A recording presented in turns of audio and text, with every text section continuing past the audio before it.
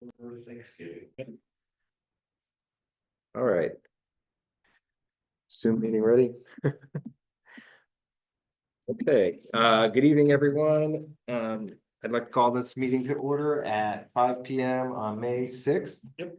Please rise for the Pledge of Allegiance. I pledge allegiance to the flag of the United States of America and to the republic for which it stands, one nation, under God, indivisible, with liberty and justice for all.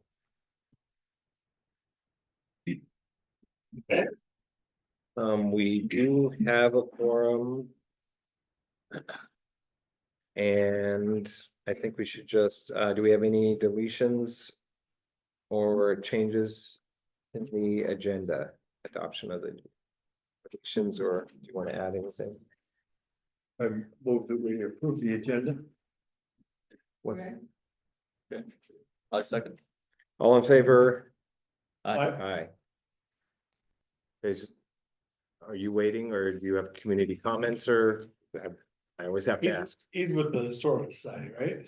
Yes, I'm with the Yeah. Historical Society. I'm just, Oh, okay. my name's Mark Mew. I live here in Sisters. Great. I'm just here to listen tonight. We're interested in this building. We love it. And so I'm just here to listen. Great, Okay, thank you. Okay, Kurt, district assets. And well, it says your name, so are you, Yeah, I think. Rambus Radio. Well, I would say our conversation and why we're here is really about the repurposing of this, and so. I think just in the interest of time, we have, 3 realtors that responded to the conversation about what would this be. And the intention tonight is to have dialogue, figure out what that looks like, and if the board is choosing to move forward, to make that decision tomorrow in the actual session, but doing the due diligence here in the work session to do a deeper dive with those that, and answer any questions about what that could look like for the district in that representation. So I would suggest we jump right into the questions. great, so thank you. Would you please just state your name so everyone heard it, and then I will start asking you questions. Yeah, wonderful. Thank you guys for being here. My name is Ross Kennedy. I'm with Stellar Realty Northwest here in Sisters. Perfect. So I'll just start with the first question. Please take a moment to explain the materials you sent to the board in representing the district in the scale of this property. Well, Kurt sent me an email this past month, and it kind of lined up what you guys were looking for. So I just took the time to kind of address each bit that was within the body of his email. Including just an introduction of who I am, my opinion of the property value for this structure and land, how I would approach my marketing, what I think is important to market this successfully and the best interest of the district. Also kind of first talked about some zoning aspects of because it's currently a public facility, and in order to sell it commercially, or for anybody to use it in a commercial sense, there would have to be a rezoning. And I did take the time to meet with the city and discuss that possibility and what it would take. I did include within that a email from the city as far as the process and cost that would be. So I'm trying to be proactive with that. And then you guys also asked for a fee structure. So I presented a fee structure here. What I feel would be appropriate for a transaction like this. And then a couple of client testimonials of past work that I've done. And yeah, that helped. Yeah, oh, that's great. What do you anticipate being the biggest challenge in selling this property? Just Could we go back? Sure. Can we go back? Because I'd like to have you explain why you think we should or shouldn't try to rezone this before we sell it. That's later. We have that. question. We do have that question. Okay, Number 4. we'll get it. Yes. Okay, right? All right, so what question are we addressing at this particular time? What do you anticipate being the biggest challenge in selling this property? I think just general market conditions right now. I believe though, the individual who's gonna be purchasing this is probably in a cash position, so we don't really have to worry about lending as much. Yeah, I actually don't see it to be as big of a challenge because I think you are on a very prominent corner of Sisters as far as the new roundabout and visibility. I think people who would want to utilize this space, it's a very attractive space. Proximity to town and obviously road exposure to East Cascade and the main drag. So I really don't see a huge problem other than just maybe coming down to an agreement on what the value is of it and putting a transaction together. People that are gonna purchase this don't purchase on an emotional basis. They purchase on a bottom line. Does it make financial sense to what their project is moving forward? So a commercial transaction is much different than a residential transaction in that manner.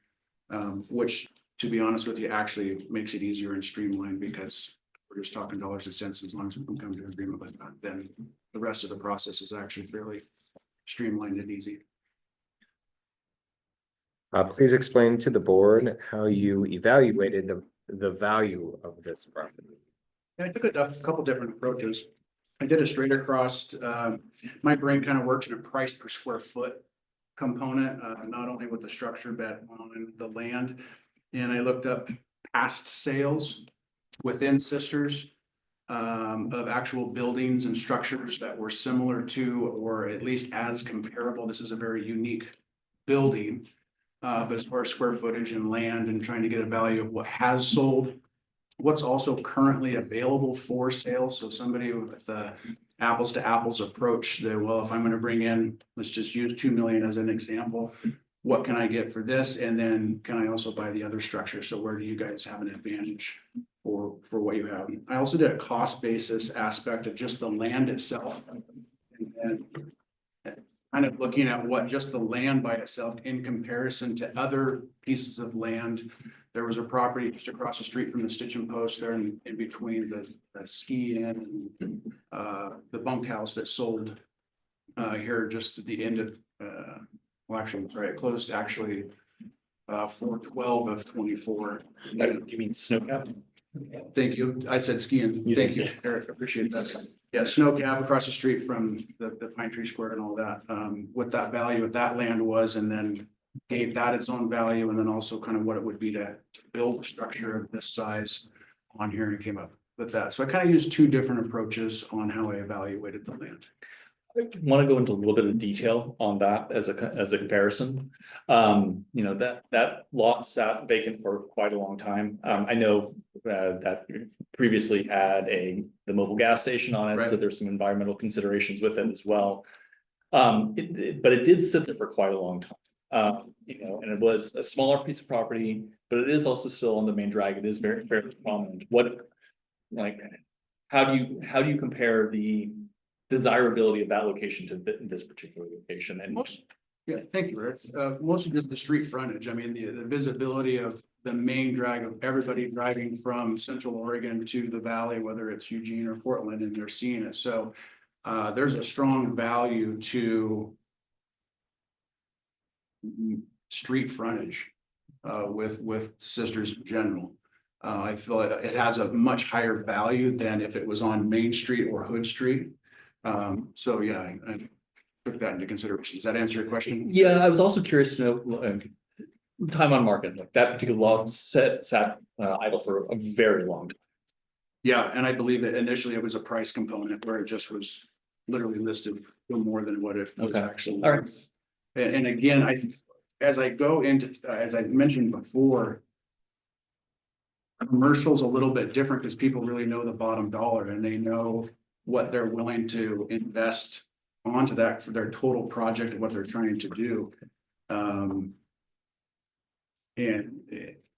if they don't feel that the number matches what they're trying to do, then they just won't make it.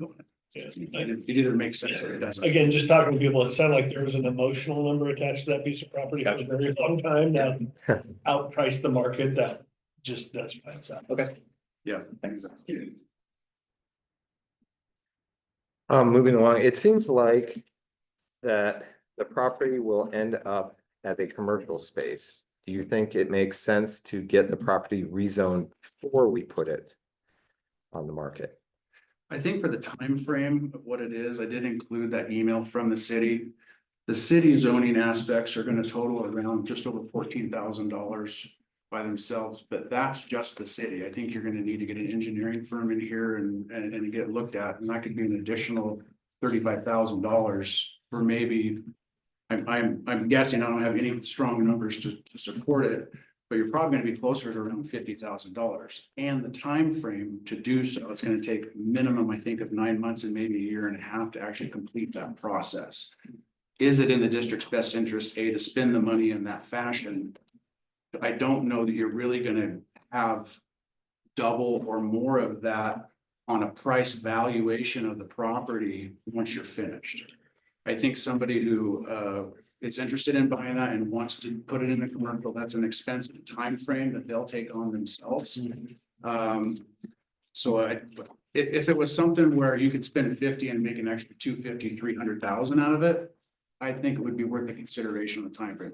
I don't see that you're gonna make that much more by going through the process and having a rezone to delay the process of selling it. I don't know what where you guys are at as far as the time frame and how quickly you're wanting to get this done. But if you want to get it listed anytime soon with the commercial zoning, that's going to take us a year and a half just to get to that process. So I'm sorry, go ahead. Well, I was gonna ask a question about, you said getting an engineer. Yeah, Help me understand.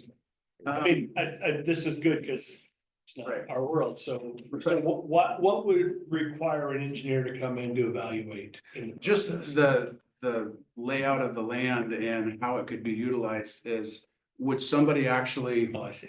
If somebody wants to do something different. Right, if somebody wants to do an expansion, I think there's two different types of buyers. Somebody wants to preserve and keep this building in the what its current state is and really keep the historical component. I could also see a developer that wanted to swing big and they could maybe come in, buy the land because of its proximity and new corridor, scrape this building and actually start a whole new project here on a commercial basis. but we could do one or the other.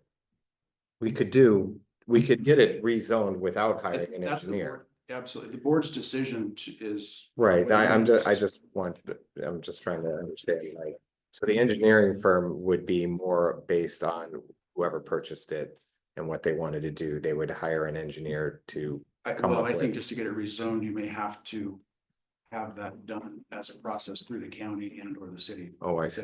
Okay, that's something they might require. They may require it. I don't have that. Exactly, but just. Yeah, I have in anticipation of that.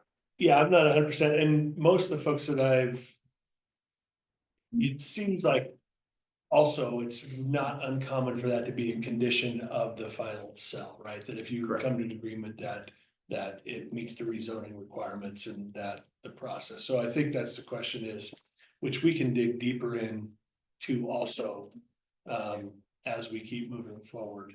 I think to Ross's point, I'm not sure that I've heard from anyone that doing it up front necessarily equates to a big upside in the dollar amount valuation, because Right. it's not a massive, I mean, someone wants to repurpose everything and that's a whole nother discussion. But the property itself, which to some degree would lead to the follow-up, I think, which is the next question is, would you think it'd be better to potentially split the property, sell the historic building on its own, look at the lot over here that it's just, we'd have to have it surveyed, it's about half an acre. Would be easier in 2 pieces or 1 piece? One piece, absolutely. Okay. It just makes it cleaner. Again, it's the process of doing a lot line adjustment in order to go through that. You're gonna have to run into the same exact problems. In fact, maybe even more so. To divide a piece off, and then I don't really see where your advantage is, in my personal opinion, to break that off and have it. I think a person's going to want to utilize the entire property as is. So I'll read the question because the way it's worded brings in one more factor, keeping in mind the historical significance of the building, would you recommend selling it as one piece of property or dividing off the land next to the building and selling it in two parts? Now, the reason I bring that up is obviously if we don't rezone and somebody's interested in it as it is, and we want to sell that other piece. I think So one thing to put in there that I didn't put in the initial email last and I found out afterwards is it is on the Oregon Historical Registry. that's two pieces. Oh, no, as just this site, I mean, the building. So Oh, I think there's it's- some restrictions of what you can do with it anyway. And again, we're just digging into those, it's more about how do you remodel, refurbish, anything you do additions. So the lot next to it, though, isn't that the First American building, or you're saying there's a separate? Ours goes all the way to the edge. So where the tree got taken down in the corner of the property over there, Right, the structure that's on the corner lot there across from Subtlety, and that's from privately held yes, lot. yes. But Yes, there is space between this structure. this and- whole open field next to us is all the way to the road, is school But district. it's within the same, as I read it from the county, it's the same tax lot. Yes, yes, I think the process of going through and dividing it is, again, similar to that of the rezoning. It's it takes a lot of effort and work and time and to do that. I believe it's in the best interest to just sell it as is, and that's gonna be your cleanest transition. And I think the most beneficial to who's gonna want it on the backside. Now, if they were to choose to break it off on their own and utilize that, then maybe that's their prerogative. Right. Does everyone feel like that question was answered or? Yeah, I have my answer. Okay. The district has previous relationships with organizations that has expressed interest in this property. What is your policy on such pre-existing relationships? Well, you're still gonna need somebody to help you through the process of putting it all together. So if you have a buyer already in mind and, I assist with the paperwork and all of that. As I said, with my fee structure, it's 4.5% total, 2.5 would be from the listing side, which I would handle the representing you as the board. 2% offer to the buyer's agent. So if I was helping both sides of that, then that would then be recouped as 4.5% total on that fee.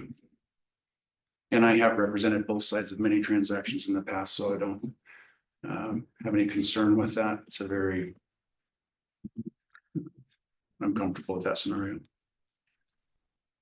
Okay. Are there any other follow-up questions?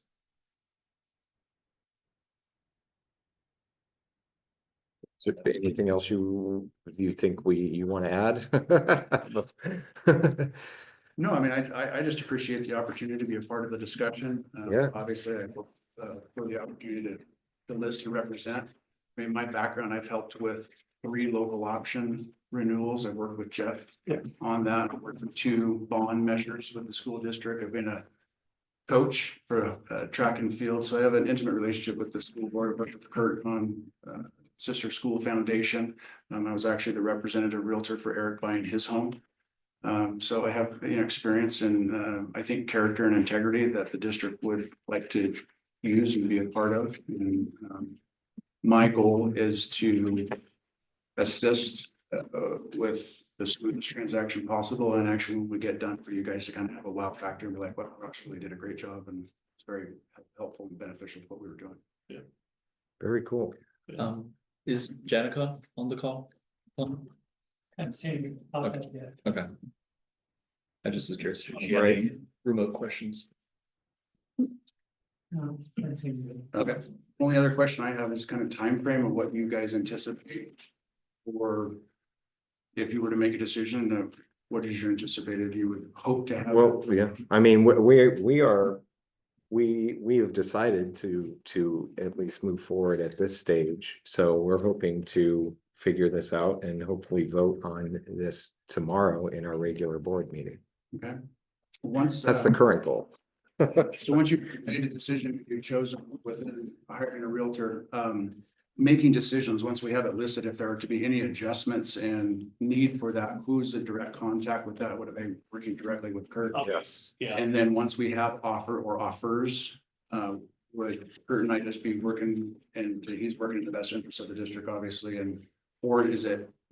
Yeah. My idea is like, if I have offers, do we have to get the board together in order to go through that to make a decision on?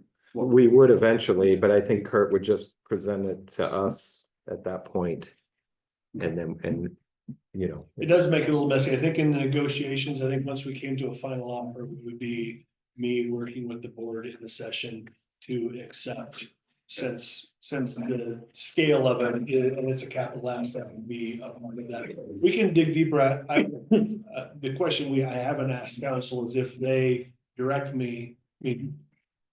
Sometimes the board can direct and then I can follow through without that as the agent, just communicating with them. Okay. Right, when I didn't have them, I actually reached out to Melinda, she texted me, she's out sick, it's our council. Is the final answer of, in that process, can the board make me the agent to accept? I would always keep them informed of the process, right? So I think still some answers to be had on that back end of the process. This end is this process, make the decision, and then I should know more by the time we start reaching out to folks. It was more so of a question to, as I advise, if a different agent was to bring a buyer, allowing them to know how much time we need for response, and Yeah. just so it's not like, well, I'm gonna get it by tomorrow. I'm like, it might take a week or so. But, Yeah. Yeah. Yeah, good question. Thank you. I appreciate all of you for your Yeah, time. thank you. Thank you for your time. Thank you, Ross. Thank you for your help. Thanks, Russ.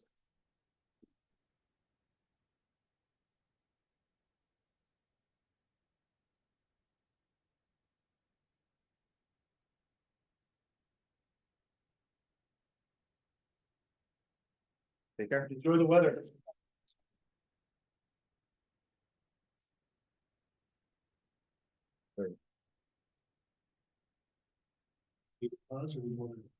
The next one is here. Yeah, I feel like we should just go through it before we have more discussion, right? Yeah. And did I hear correctly that are all four? Now the, One- one of them back, Okay, which slot is it? the slots are filled. No, who was it that backed out? It was Aaron. Okay, Right, So Engel Volker got moved up into that slot so that we could thank you. yeah. Yeah, so not have a 20-minute break or 30. yeah, Got the agenda is then a little different. Yes, Yeah, maybe we should have. I guess it doesn't. Yeah. the packets are put together. Yeah, fair enough. Accordingly. Great. Hi, how are you? I'm doing great. How are you? I'm all right. I'm Asa Sarver. I'm the chair, and yeah, I guess if you don't know us, we can introduce ourselves real quick. Jeff Smith, I've been on the board forever. Edie Jones, this is my 5th year. Eric Benton, I was appointed in January. And you are, Jonathan Hicks, I'm with Engel Person. I've been with Sisters since 2015, been in real estate since 16, in the retail commercial world. And yeah, happy to be here. Thank you. perfect. So we'll just jump right in. We have a list of questions we ask everyone, and I'll just read them off. Please take a moment to explain the materials you sent to the board in representing the district in the scale of this property. Sure. So it's just basic, very basic homework that what the building is, structure is, what some of the complications are, the historic designation throws a little bit of a wrinkle in. It's not huge. I've worked with 3 different sellers with Oregon historical designation that needed various levels of either renovation or changeover in order to accomplish what the sellers needed. So it's not new. It just is specific to the property. So I don't have a huge amount of information for this structure. I did walk in 2 days ago and kind of took a look around the exterior just to see what kind of overall condition it's in, largely. As you would expect a school district building to be, there's a few things, but nothing crazy. And then outside of that, it's 1.56 acres.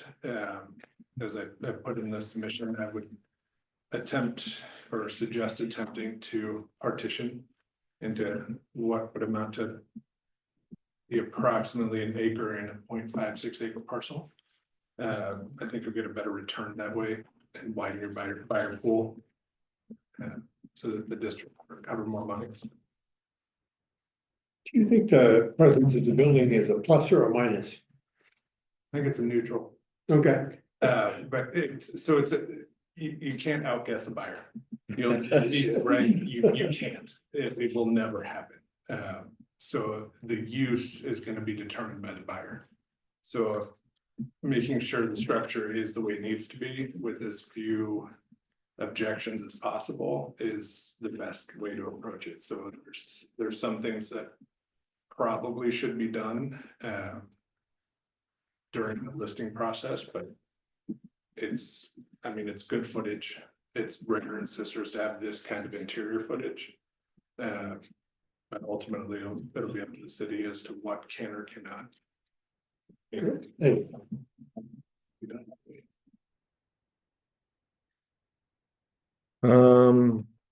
What do you anticipate being the biggest challenge in selling this property?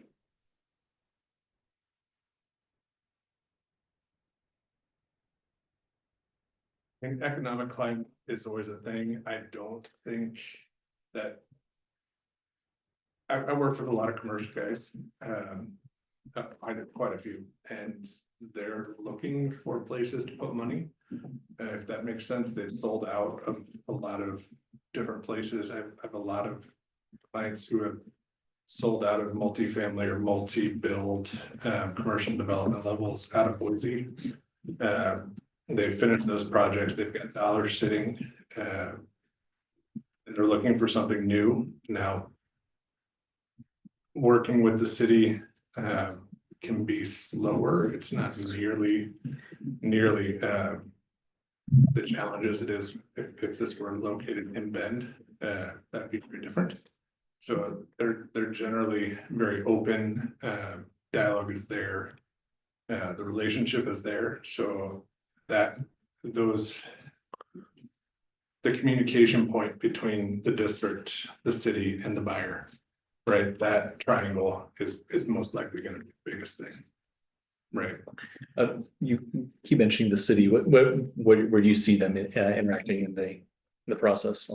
The future zoning potential, what can or cannot occur. Sure, okay, thank you. So they're gonna have very specific or general, let's go with generally specific ideas about what they want in their front yard. Okay. And not that they're gonna act outside of code or, anything along those lines, just it's the biggest unknown, right? Got it. Because you could have somebody who wants to come with whatever, they could potentially want, maybe they want to put a restaurant in and they decide this is not a restaurant space, right? Gotcha. So that's the biggest stuff. Please explain to the board how you evaluated the property of, please explain to the board how you evaluated the value of this property. There you go. Told me I was gonna get in trouble for no, that. that's true. Yeah, so I've looked at closed sales for similar. This is a unique property, first of all. So the acreage is the biggest piece. The acreage close in to the downtown corridor for what Sisters is, right? So that's unique. So I separated out the acreage from the actual structure. Looked at various close properties throughout Bend, Tumalo, Redmond, and some off-market pieces that have transferred in the last 18 months to 24 months in Sisters. Came to a very basic dollars per square foot, and then added a functional multiplier for the acreage. So 1.56 acres in a downtown corridor is unheard of. It just, it doesn't happen. So it's unique. So part of it's, and I hate this more than anything, so please bear with me, but part of it's experience with seeing things sell that are unique, and part of it is hard numbers based on things that are sold. You said, there's a function of, the uniqueness being both an asset as well as a liability. How do you see that liability, showing, manifesting? So as the liability, so it's a new development, Mhm. right? So it's not undocumented to a certain extent, but there's no precedent, right? There's not a builder who's like, yeah, I had 1.56 and I did this and it penciled, it made sense. So it's slightly unknown. And an unknown can be, depending on the buyer, you know, positive or negative, may fit a buyer's need perfectly and it may not. It may be outside the scope, so that's one of the reasons why I suggested doing 3 separate offerings of the property. It seems like the property will end up as a commercial space. Do you think it makes sense to get the property rezoned before we put it on the market? No. No, sell it. No. It's, again, you can't outguess the buyer. So what they may need commercial residential, they may want to double up, put condos up above, apartments up above. Commercial space, so downtown commercial here, depending on how the zoning comes through, allows for residential above, that makes sense. It may make sense for them tax wise to keep it strictly commercial. There's a number of different. So two follow-up questions. Sure. How would that affect the value of the property? And secondly, how would that delay a buyer if they have no idea if it fits what they want before purchasing? So if the space and the vision from the buyer fits, those two things fit, which is separate from zoning or anything along those lines, the agent representing them would be that person to help them understand, right? I would expect a soft decision from the city and the county. Should that be necessary within 6 weeks? So I wouldn't expect any kind of delay. Okay. From a typical commercial transaction. Something in this ballpark, I would expect to come through the 75-day overall escrow period from start to finish. A 30-day diligence period, followed by, you know, with earnest money going hard at the 30-day point. And then that next 60-day window finalizing, and then, because a new owner wouldn't be able to finalize anything until they owned it, right? So the buyer, even, they would need the assurance of the city in writing that they can do what they want to do. That zoning won't change until they own it, and there's no reason for the district to take that. Fair enough. I have one last follow-up question. That sounds like a lot of work for a buyer's agent. And in your, The seller's agent's gonna do 95%. oh, you would have to do this. Okay. But I guess my follow-up question would be, you say we should offer a buyer's agent percentage. Do you have a recommended percentage we should be offering? No. No, so recommended percentage would come with an offer. So the buyer's agent's gonna ask. And then you're welcome to say no. Great. Or counter back, so. Right. You know, they're gonna ask for what they want, depending on the offer and how. You do what is right with the offer. Would suggest being open to a buyer's agent. You sort of answered this already, but I'll read it if you want to add anything. Keeping in mind the historical significance of the building, would you recommend selling it as one piece of property or dividing off the land next to the building and selling it as two parts? I would recommend at least presenting it as an option.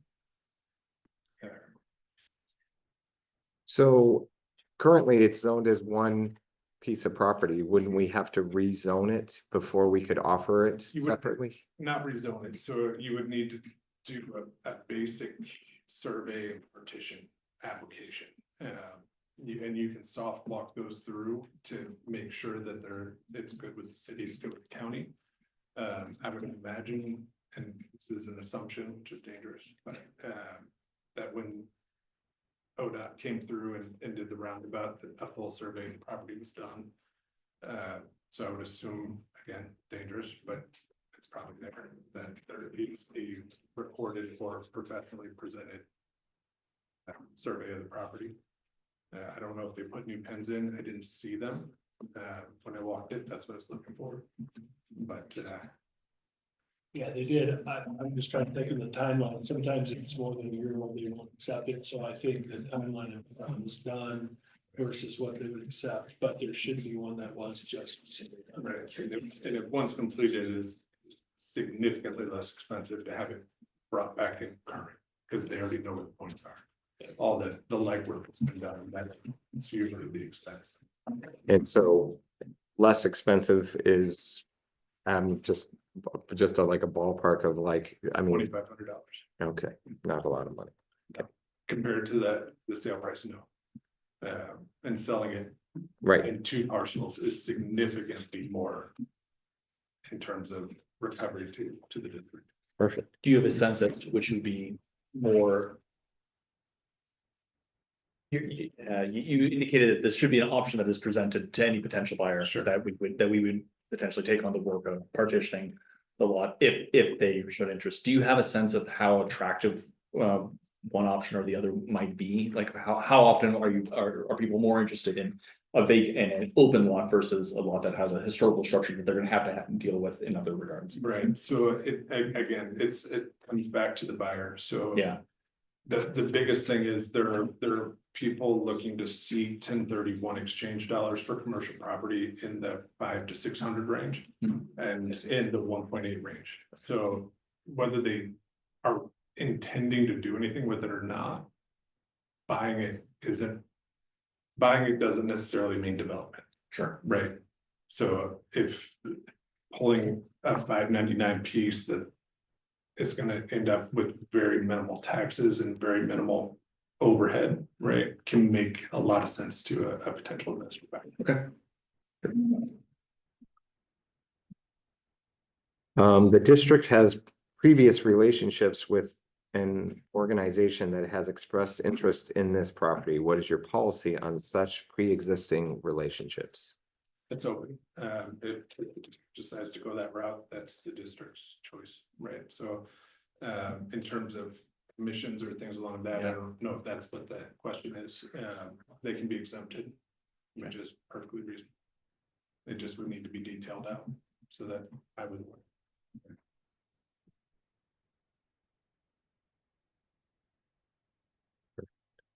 Do you, does anyone else have any questions? On top?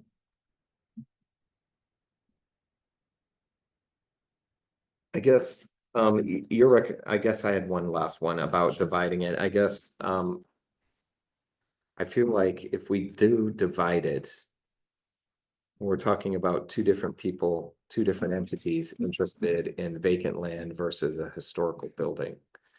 So do you see a problem with the land selling really fast? And then now there's less space between this historical building and a new development, and then this building sitting. Honestly, I would expect the building to sell first. Would you repeat what you just said? Repeat what you just said. Well, I would expect the building to sell prior to the vacant. Would be my expectation. Based on what factors? So depending on the 1031, so I would expect a 1031 exchange to be utilized to purchase either. Unless it's just a one-off out-of-pocket cash expenditure. Mhm. I highly doubt anyone would finance either property. So, I'm sorry.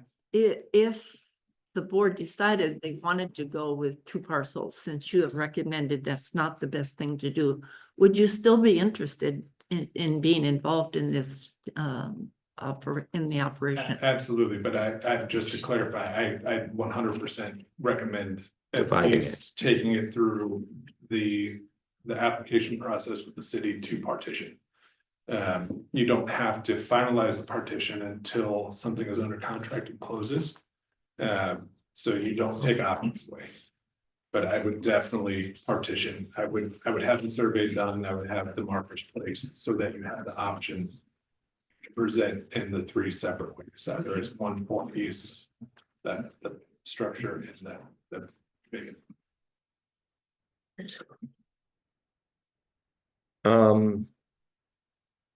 Jonathan, do you have anything else you want to add or anything you feel we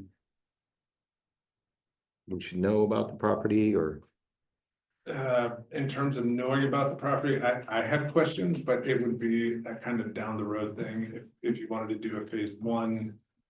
I'm curious, I'm assuming at some point there was a septic system here. So there's gonna be buried tanks. We're curious too.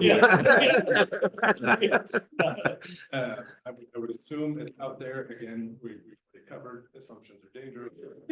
You can do a phase one ESA and know where things are, which I think is always beneficial. ESA environmental survey. Yes, it's again inexpensive. You know, in the $1,500 to $2,500 range, depending on records. But knowing what is there will alleviate buyer concern, and alleviating buyer concern and objections is my main function as a listing agent. Interesting, because we pulled a big nuke out of the old elementary school property in the remodel, and this did that very thing, not to leave it there to be a surprise for Exactly. the future. But I hadn't heard or known about anything here, so that would be interesting. But you're right, at some point, There had to have been. I'm sure it was. I would hope so. Or filled it in would be the really big question. Right. We haven't seen any settling, but that, and even with the cutoff, that was really easement property that was technically Hood Street anyway, so it wasn't technically district property, so it wouldn't have been on there. So that would be an interesting. It looks like there's a buried propane tank in this front corner. Does it? There's a little cap that flips up with a meter. Oh. So I'm assuming that's there. Again, I haven't dug in because I don't have standing to dig in. You have a around the truck? I do. Have all of those things in the truck. But I would expect there to be a rather Some stuff. large tank in drain field, and that can limit what people can do. So Yeah. knowing ahead of time what levels of remediation or dig through they're gonna need would be beneficial. Janica, I see you're with us. Do you have any questions?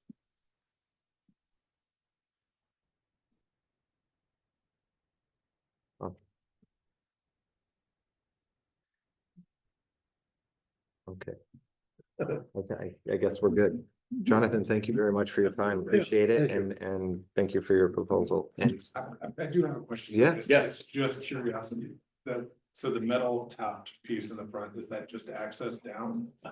So we walked the building the other day, just looking at that. There is a crawl space door down there that lines up with it somewhat. I've never known anybody since I've been here in 10 years to go through that inside. No, I assumed, and I looked at it for the first time really hard. I always assumed that was like a latch that maybe you could drop something into the basement and there was an access. And maybe that you have to tear it off, but there's no latch. It's solid. It's part of it. So I think it's access to the crawl space, but I think you have to tear it off to actually get access. So I'm not sure what's under there, quite honestly. I haven't gone any further. Just, I was curious if there was a boiler system and if it was a coal chute. Yeah, no, well, there might have been back in the day, but it's all switched to, forced heat. Oh, sure. Yeah, I Absolutely. mean, so it might have been what it was Way back. previously, because the front door used to be at the other side as well. Yeah. Right, so that would have been Different back. brick. Yeah. For sure. Yeah. Okay. That's just curiosity. I like structures. I Yeah. was like, I bet there's a space down there that's like 8 feet tall, 10 by 10, somewhere. I bet that probably was what it was. Yeah. Yeah. It would make sense. Yeah. The boiler, the old school boiler system. Yeah. Thank you so much. You're Thank you. welcome. Have a great day. All right, you too. So we have about 15 minutes. Yeah. Maybe we should take 5 minutes and then. Take a break. I can Yeah. fill you guys in a little bit. There are, I think he thinks that there may Sure. be a septic as well as a gas on site, and if there are, then remediation will be done for those. And then he also noticed a couple accident points to the building. Yeah, so I'm trying to understand what those will be. Good evening. Good evening. I would love to ask you about the Cloverdale property. So. The new information on the Cloverdale property is Melinda, in dialogue with her, is to get, again, spend a little money to do a preliminary title report for them to see how the actual title is written up. At this point, we haven't needed to do that.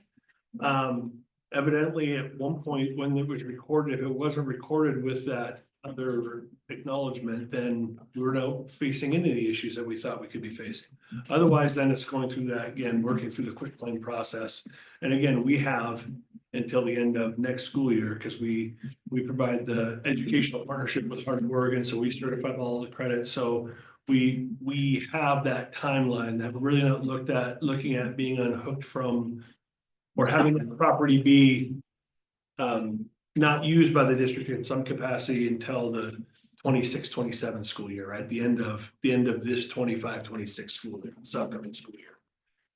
When Heart of Oregon will move into their new facility. So again, Melinda has been out sick, so it's a little bit of I thought she might have a little more information, but she didn't want to order it without permission to spend that money, so we'll look at getting that process through the county and see how it's recorded. And then we'll go from there. That's great. Do we need to do anything to have you do that? No, I mean, I can do that from our side. It's just the legwork, right? Yeah. That is a part of it. The things that we've also done is start evaluating the property is anticipated asbestos abatement out there would be probably $100,000. You're looking at putting in a new well because it's on a common well right now. So that's another $60,000 to put a new well onto the property. Estimate depends on how deep you have to go, right? If you hit it earlier than later, then it can be a little less, give or take, in the depth you have to go and the output that it does. And then the final piece would be there is an old oil furnace out there. And so looking at updating that, upgrading that. So really is about $200,000 of updates that would have to happen to that facility to make it marketable or to adjust the price based on some of those needs, if that becomes an asset we want to move on from as well. Again, 2 acres on that corner that right now in the partnership works really well. Worked really well at the time with the preschool. But with the community center next door now, I'm not sure that really creates a need. So again, we've got time to continue to work through that, but that's the update with what we've found to this point.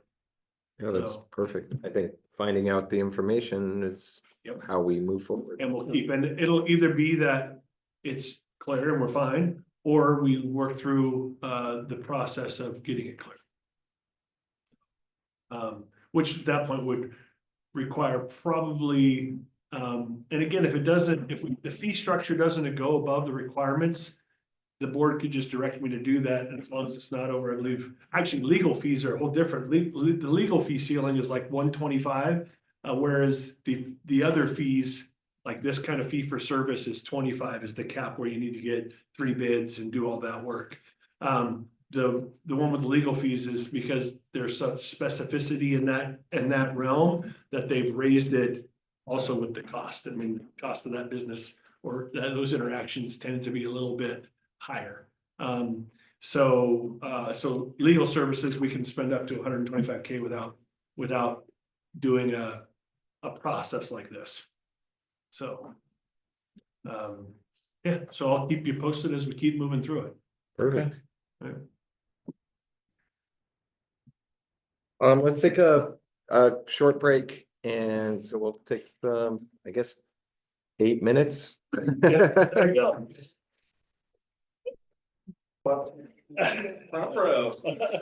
Jury and the judge.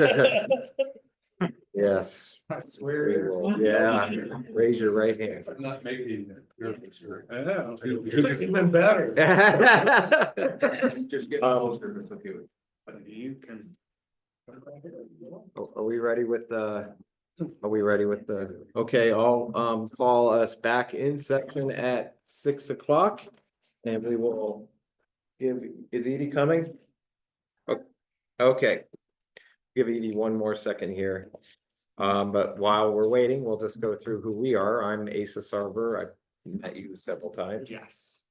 I'm the board Jeff chair. Smith, I met you Yes. about 2002 after we went Just a little while back. a little while back and had a great conversation, even though we had different perspectives at that point in time. And I appreciate it. That's unusual. Well, I'm not sure it was then. It certainly would be today. Today, yeah. Okay. Eric, you wanna? Yeah, and I'm Eric Benton. I was appointed to the board in January. I'm running for election this May. Give me as well. We're waiting on each. Yeah, we'll wait once. Well, we'll give her a minute here. You The executive assistant, school board and superintendent. The real brains. Yeah, none of us would be here without him. And would you like to introduce yourself? I'm Edie Jones. I've been on the board for 5 years. And then will you tell us who you are? Yes, I'm Tim Kathar, and 4 of my children graduated from Sisters High School. So that's fun to see what lies behind it. My youngest graduated last year. So 3 of them are at George Fox University right now. Oh. 3 kids in a private college. Yeah, good for you. Quite the adventure. It's another discussion. And I have my own little real estate company, because our property company.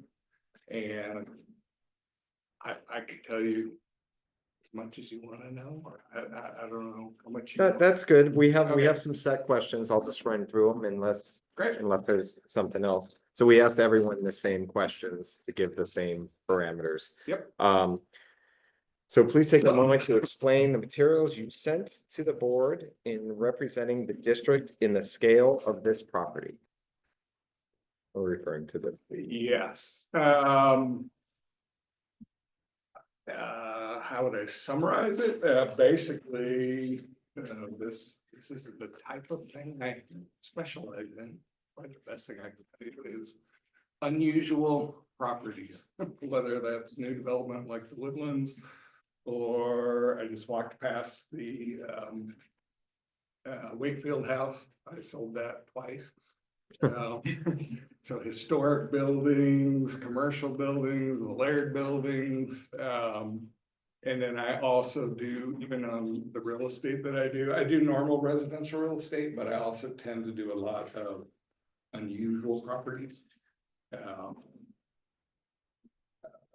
And that's what keeps it interesting, is being able to do that and have the privilege to sell a lot more of those type of things than anybody else. It's just kind of become a niche for me. I didn't set out to do that. But in Sisters, as you know, I mean, we don't have any commercial brokers in Sisters. So I've kind of become the default commercial broker. Some people still use Ben brokers. All I would tell you, I mean, whether you use me or not, I don't know, but don't use a Ben broker. Because they don't even want to come over here. If you use a Ben broker, they're gonna call me and say, hey, will you help me on this one? Because I don't want to drive over there to show it, and I don't really know anything about Sisters. So I would just urge you to have a local expert. I just think that's a big deal in selling anything system related. Because of what I'm doing at the Woodlands, and then I'm real involved in the upcoming UGB expansion. And meeting with those property owners and a big developer who wants to kind of investigate that. It's led to a lot of just actions that would overlaps or something like this. So that's probably enough on that. You mentioned unique characteristics. In your perspective, what are the unique characteristics of this property? Several things. One, the historicity of it. I talked to a guy today, but I wasn't telling him I was gonna be here, but he told me he played high school, and this was the high school he played football out in the elementary grounds. So just the deep history of it, I think, is a really big deal. I think the community really values this building, and so being a good steward of it, I think, is really important. As far as who it goes to and how that process happens. Unique in that you're right here, the kind of gateway coming from the east part of town. And so it's a very, just positionally, it's a very unique property to have, acreage really on the main drag at the entry to town. There's a lot of, because of the open space around, there's a lot of flexibility, whether that's parking or expanded use. The challenges will be, it's going to require a change of use. I don't think another school district is going to buy it. Nor an office type oriented thing. So it's going to have to go through not only a zone change, but a change of use, which is in itself a pretty substantial process. But without really studying the building, it just feels like there's a lot of opportunities and potential for in a way. It's a bit of a blank slate, even though it's got a current use. I mean, even just looking around, there's just a lot of stuff you want to keep. The woodwork. So I think it could really appeal to people for that reason. Is that it seems to be in really good condition for its age. Part I'm most curious about is the basement. Because we need a really cool basement.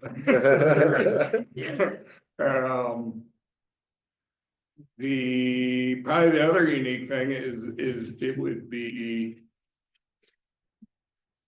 I think this is true. I think it would be the largest building along Cascade. Can't think what would be larger. Possibly some of the buildings that are chopped up maybe are larger, maybe than the thrift store. The thrift store is another good example. I sold that or helped Habitat buy that. And properties like this, what I have found, they take a lot of creativity and strategizing. They're not just a straightforward real estate transaction.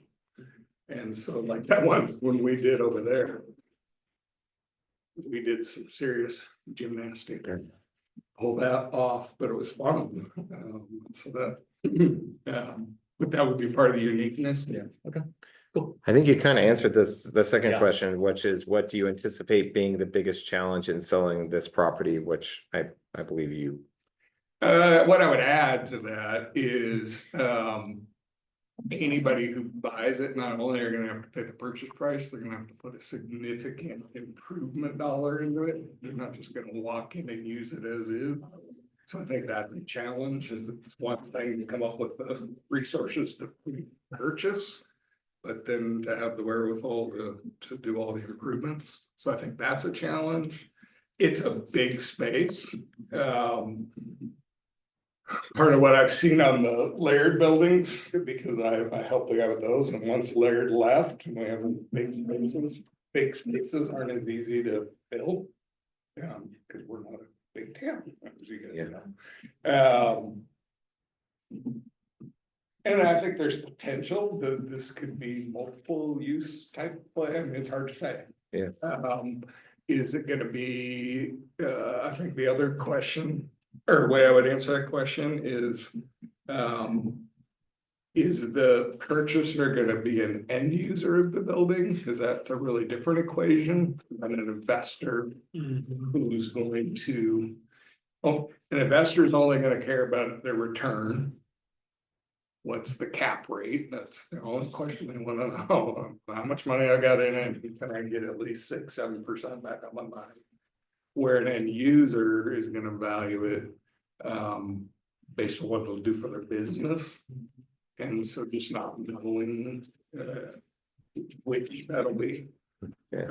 I think most likely, my guess would be it's gonna be an end user. I don't know that it would pencil out for an investor necessarily, but it might.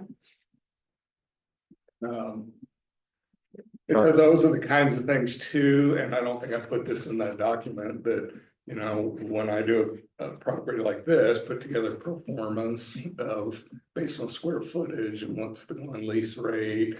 And what would that mean in terms of sales price for your return if you put this much in? So there's all those I would put under that category of challenges. That's a perfect segue, I think. into Yes, the it next is. question. It says, please explain to the board how you evaluated the value of this property. Yes.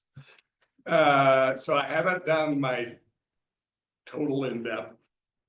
I think I said in there what I would want to do if you wanted to proceed is do a really thorough study. Like, we're not even exactly sure the square footage. You send me what you have, but it's like, is that really what's here? I'd really want to understand square footage, do those studies based on what I said, kind of a pro forma approach to the cap rate, the comp sales. I would do a real thorough analysis that I would send you. And it would be a combination of those factors. Comp values, cap rate. And then also, you know, what I think on a place like this, what you have to do is separate it out a little bit and say, what's this land worth if the building weren't here? And then you do some kind of reverse engineering, you know, the land is worth this if it had nothing on it. Here's a value to give to the square footage, and that's another way to get to value. So I would look at all those, put them together and say, I think these are the ranges based on that, which is how an appraiser is gonna do it. I don't think it would be worth, sometimes I would recommend getting an appraisal, but there's nothing an appraiser will do that I won't do. Appraisers call me all the time and say, what do you think of it? And appraisers will tell you all they deal with is history. And the reason they call me or other brokers is they're looking at the past. What's the current market doing? Having said that, because it's an unusual property at a high dollar amount, you know, it's the kind of thing that's gonna just probably settle in a week or two. I mean, it's gonna be a process to maximize return. I mean, you keep segueing me right into the next question. It's so convenient. Not cheap. And it seems likely that the property will end up as a commercial space. Do you think it makes sense to get the property rezoned before we put it in the market? 100%. So I'll give you a little anecdotal piece to that. The US Forest Service interviewed a bunch of us brokers about listing the land where the woodlands is now. Because they had 35 acres they wanted to sell. They had a big meeting. They interviewed us. It was a whole process, but I raised my hand at the meeting and I said, well, they were some public facility. And I said, well, would you consider rezoning that? Because at a rezone, it's gonna be worth a lot more. And they all stared at me like I was crazy. They were like, well, I'm like, we don't do that. So we bought it. I wasn't one of the buyers, but I represented the buyers while it was on public facility, rezoned it. So the guys bought it for $3.1 million is what they had in it. They bought it for 2.8, 300,000 for the rezone to multifamily. And so they were in it for 3.1 million. 2 weeks later, I got a letter from DR Horton offering them $6.8 million because it was rezoned. And sadly to me, the Forest Service left $3+ million on the table for a $300,000 expense. It wouldn't cost that included master planning, a whole lot of things, not just a rezone. I think this would be as easy of a rezone as it gets because everything along here is already zoned downtown commercial. So you're not trying to do some non-conforming thing in the midst of a different zone. So it's already zoned downtown commercial. I think it would be well worth any buyer, if they buy it, is on public facility, which allows very little of use to most people. They're gonna want a big discount. And what it would cost you to rezone it, I think is a small percentage of what that discount would be. What that would entail is engaging a land use planner. If you were to have me do this for you, I have one I would highly recommend. She led us through the woodlands and it was fantastic. She knows the codes. She puts together the whole application, goes to the city. I just can't imagine it would be a rejection. It just doesn't make any sense to me. So yes, I would have strong feelings about that. Primarily because my desire would be to see the school district get max value. And I don't think you can without a useful zoning, useful to the general public. You want to open the funnel as big as you can. Yeah. For buyers. That 300,000, is that would you expect this to be in the same range? Because that included no, it would be a fraction of that. Don't hold me to this, I'm just pulling something out. Sure. Maybe 20 to 50,000, something like that. Because that included a lot of work by architect to do the master plan. And there were just way more issues on that property. Because that was zoning it residential, multifamily, that didn't exist over there. Multiple zones within the one property, so it had a whole. Part of that was the land use plan, but a large part of that was ancillary things that wouldn't be required. And it would be easy with this land use planner to get a solid estimate on that. Okay. Of what would it cost. I don't know that you would also, a possible thought would be you get that in motion, because that could be a 3 to 6 month process. It could get in motion, you get her working on it. You could list it prior to that happening with a caveat contingency that prior to closing, it'll close 5 business days after, being rezoned. So I don't think you would have to wait for that to be concluded, but I think you would want to let buyers know it's in motion, and all the steps are laid out and so, yeah, I would strongly encourage that. To the question. Perfect. Keeping in mind the historical significance of this building, would you recommend selling it as one piece of property or dividing off the land next to the building and selling it as two parts? So there's this piece of land out here that runs all the way to the road and to that small structure. I'm trying to think back, it's been a little bit since I've looked at it on the county, do you know if that's a separate? It's not a separate tax lot, it would have to be, Partition. yeah. Interesting question. Probably what I would do or recommend is, it'd be pretty easy to also look into that, what would cost of partitioning be? Don't do the partition, but kind of have that in mind, what would be allowable with city code and setbacks. And then I think what I would recommend is then you include that in the listing. So you say, we're listing the whole package. If you were to buy this, you have the potential of partitioning this, we've learned that. Or if you don't want that, we'll partition it, we'll sell you this, and then we'll list that. I don't think you want to sell that without selling this, because whoever buys this may want that.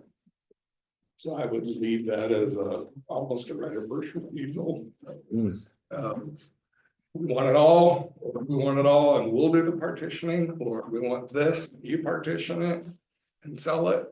That makes sense. That's how I would recommend approaching it, because then you're not closing any options. But it would be a valuable thing to make potential buyers aware of that there's those options.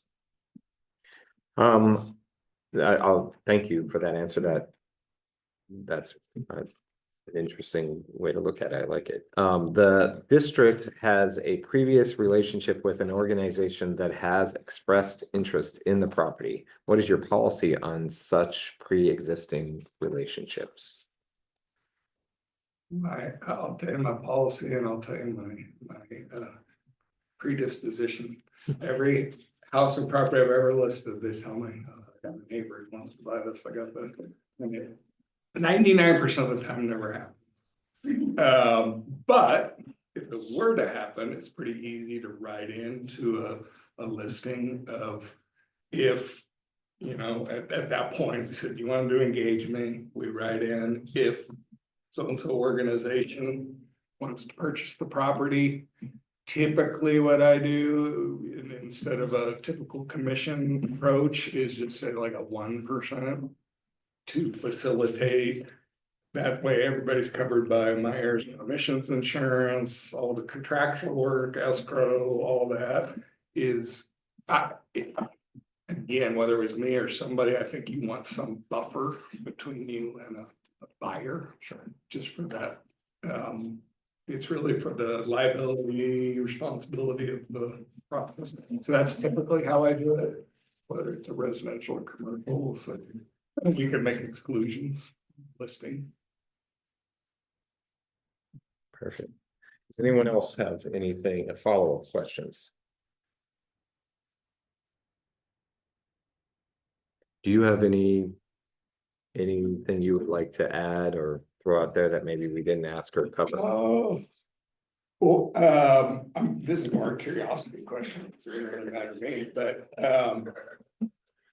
We're all very curious here, honestly. do you have any kind of timeline in mind, like when you like the process to kind of? Well, our hope is to, our intent is to sell the property. I don't think we're in a major hurry to sell the property per se, but we are in a hurry to start the process. Yeah. So our hope was to make a decision tomorrow, based on the people that presented tonight, to start the process. Yep. I would imagine, yes, we don't want to be sitting on this huge empty piece of property for multiple years. That would be hard. Do you plan to move operations prior to a sale? I think it depends on the timeline and what's going on. We are, so currently. The community center is operated by Park and Rec. They vacated their place, which actually. That's where you're going. That's what we're looking at right now, we walked it the other day, we're looking at. Offices, how do we utilize, so we're gonna be engaging in some of the pre-planning on that, probably this week as well. I imagine we've kind of formalized some of the conversations internally, and I think we're ready to move to someone.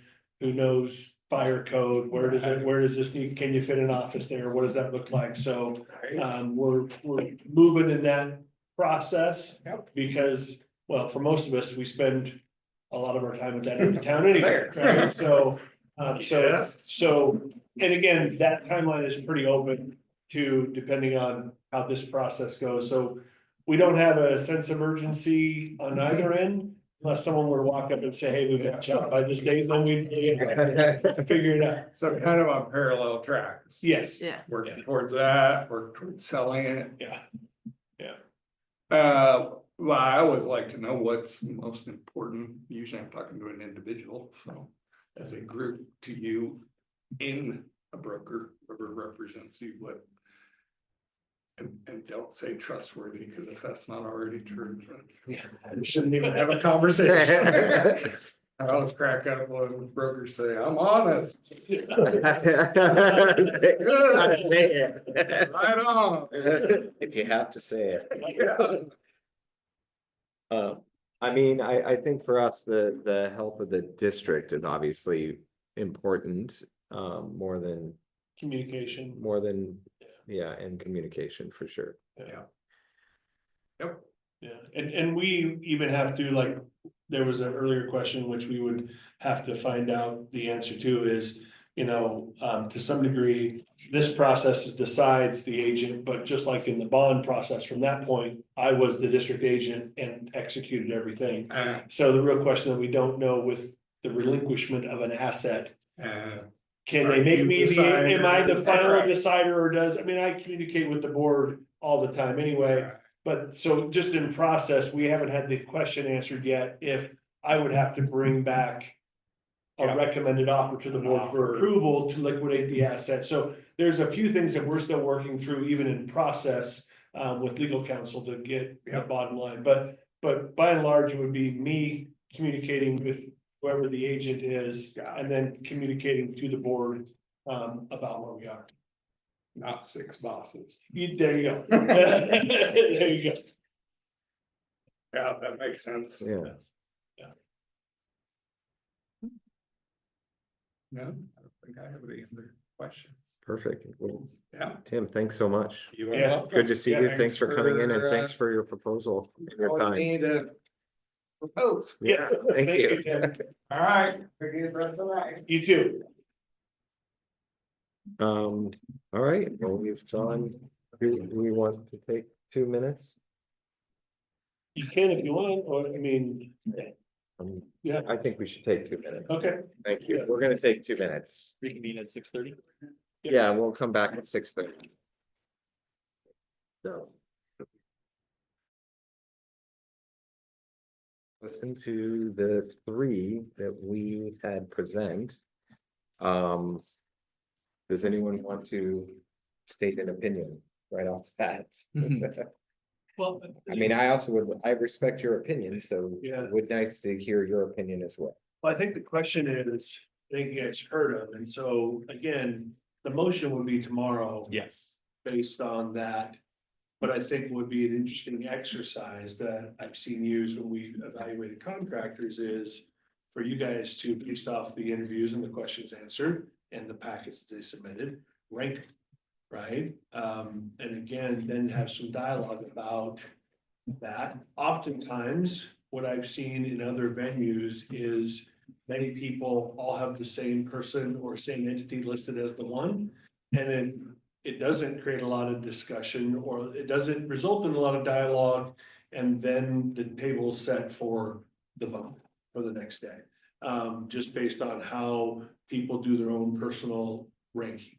And so And then if there is a toss-up, then typically there's dialogue and the questions of why, if you need to parse it further. But oftentimes, the ranking. Usually there might be one outlier, but oftentimes there's, and not always, could be different in this case. There were some, I think we saw 3 really good people presenting their situation.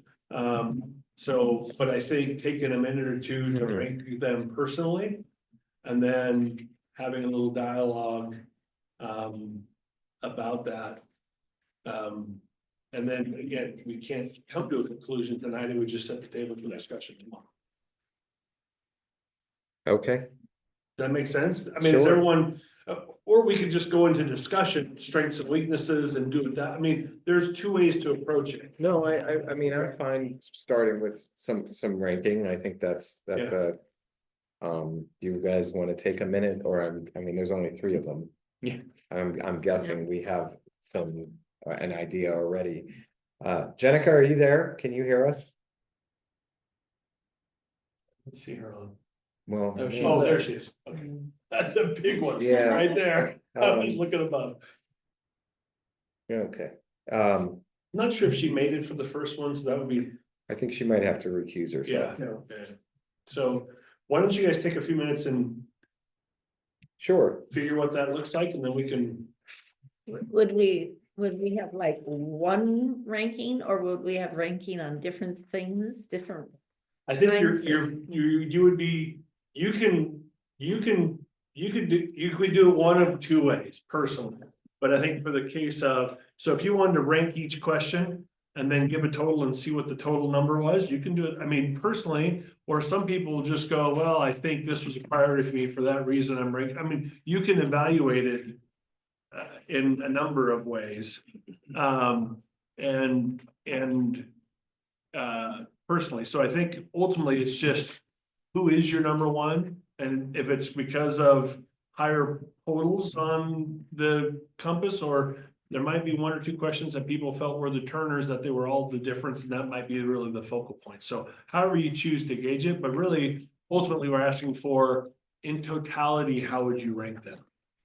who would you pick first, second, and third? Yep. Okay. Are you asking me right now? Only if you wanna share.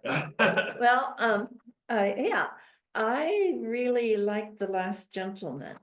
I feel I think he came with knowledge, but not set answers ahead of time. And to me, that really says the fact then that he could answer the questions in the manner that he did. He gave each question kind of individual thought and figured how it fits sisters. I felt like he had a real understanding of not only sisters, but also how the community would react to this building when it gets sold, and that would want to keep that in mind as he was working on this. I think he's done a lot of work in this kind of area.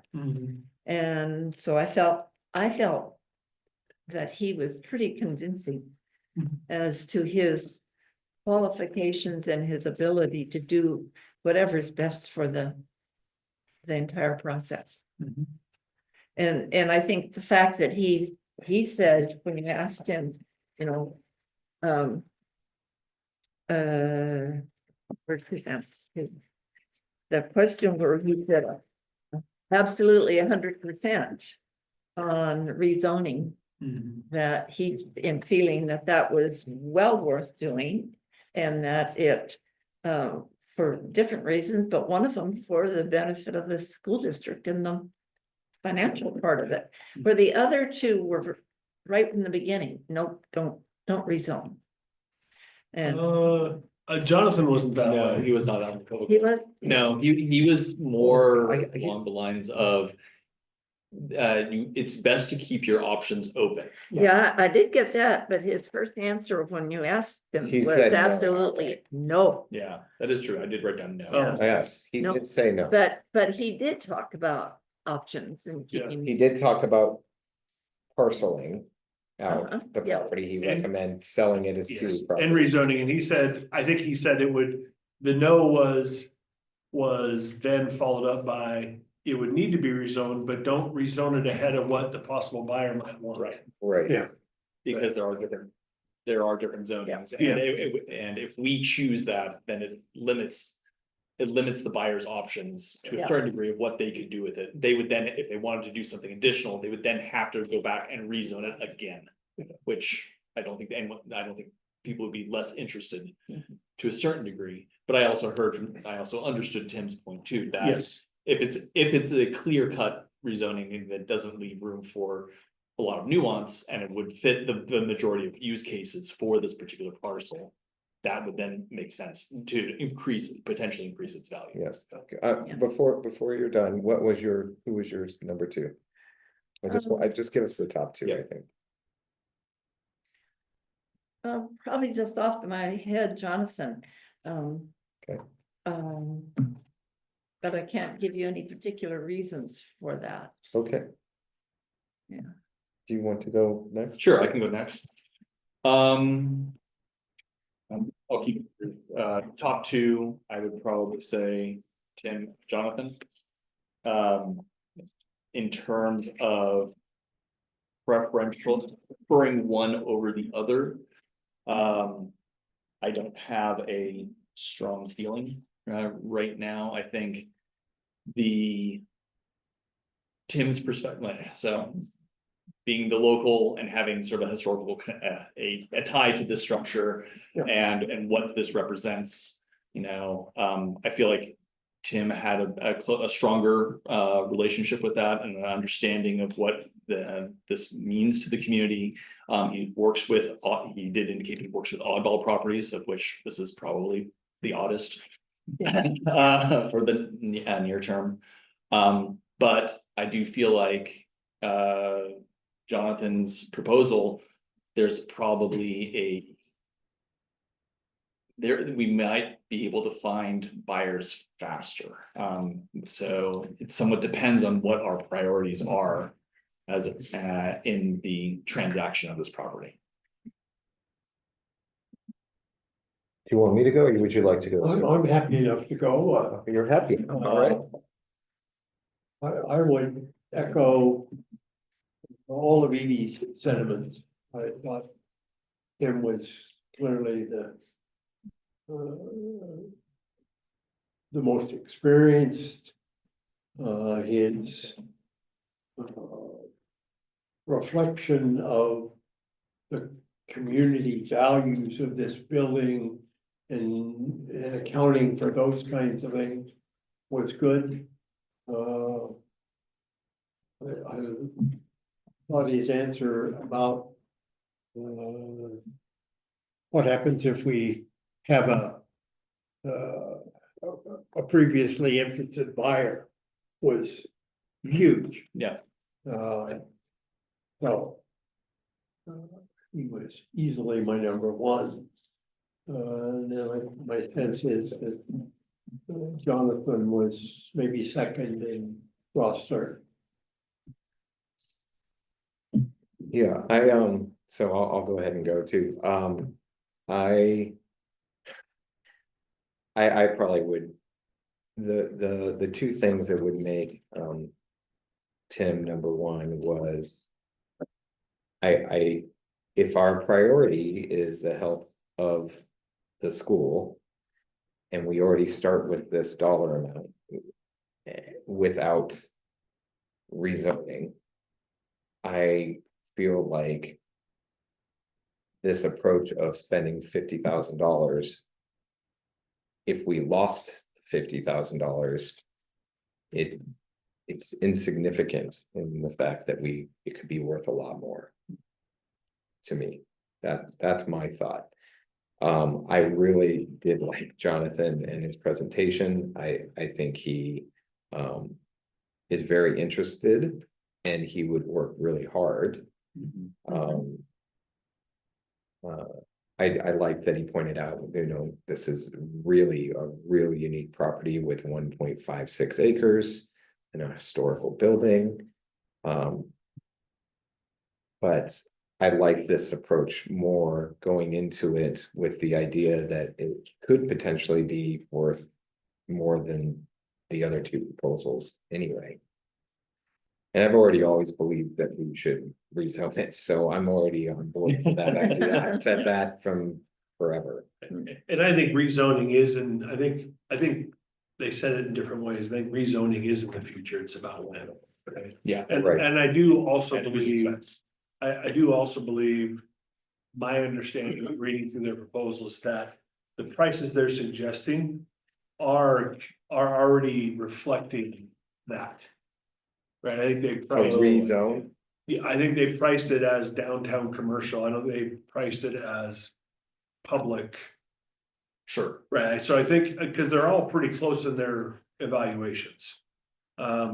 So when I read through it, that's what I took, their evaluations were already taken into account, that it would be zoned differently than public.